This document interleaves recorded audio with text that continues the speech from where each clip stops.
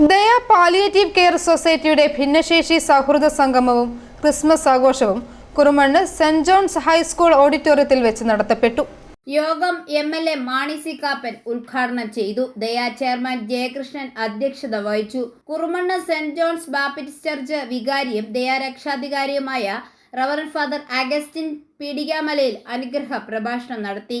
സംസ്ഥാന disability കമ്മീഷണറും university IUCDS ഡയറക്ടറും പ്രൊഫസറും ദയ ട്രഷററുമായ ഡോക്ടർ P.T. ബാബുരാജ് മുഖ്യ പ്രഭാഷണം നടത്തി. കടനാട് ഗ്രാമപഞ്ചായത്ത് പ്രസിഡന്റ് ജിജി തമ്പി മുഖ്യാതിഥിയായിരുന്നു. കയ്യൂർ ക്രിസ്തുരാജ് ചർച്ച് വികാരി റവറന്റ് ഫാദർ ജീവൻ കദളിക്കാട്ടിൽ ക്രിസ്തുമസ് സന്ദേശം പറഞ്ഞു. കടനാട് ഗ്രാമപഞ്ചായത്ത് മെമ്പർമാർ, ജനമൈത്രി പോലീസ് മേലുകാവ് SI ഗോപൻ, ദയ സെക്രട്ടറി തോമസ് T.